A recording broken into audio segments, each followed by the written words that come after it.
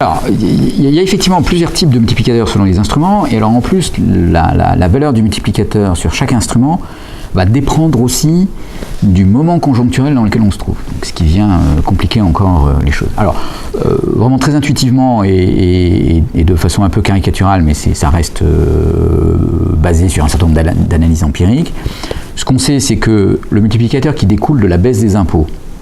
généralement se traduit par peu d'effets à court terme, parce que les gens ont tendance à épargner la baisse des impôts,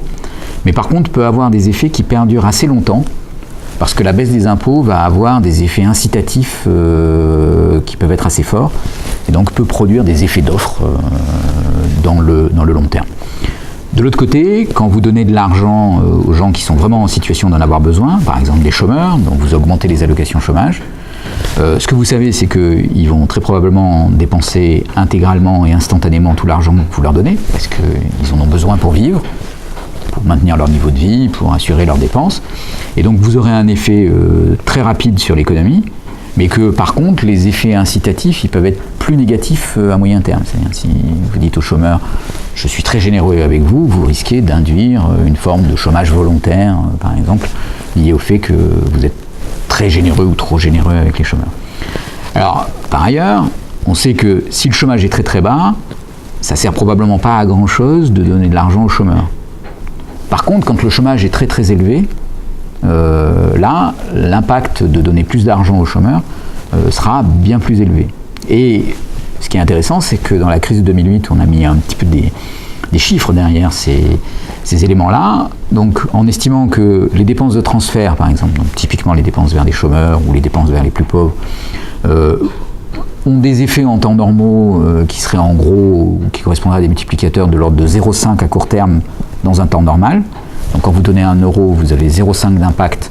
sur l'activité du pays,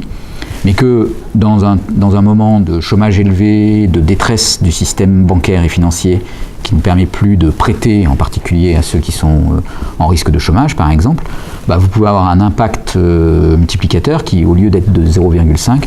va être de 1,5, voire de 2 sur ce type de dépenses. Ce qui fait que dans l'arbitrage entre le court terme et le long terme,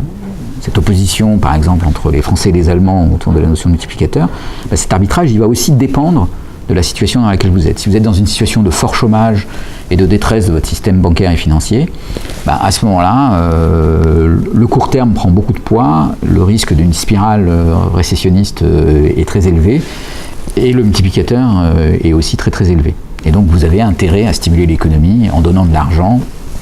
par exemple aux chômeurs, ou en donnant de l'argent aux plus pauvres. Par contre, quand vous êtes dans une situation normale, où il n'y a pas de crise et où les anticipations des agents sont que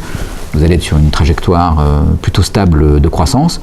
à ce moment-là, les effets multiplicateurs sont plutôt faibles et les effets d'offre peuvent être très importants. Donc, dans ce cas-là, par exemple, baisser les impôts peut avoir plus de justification que dans un temps de crise.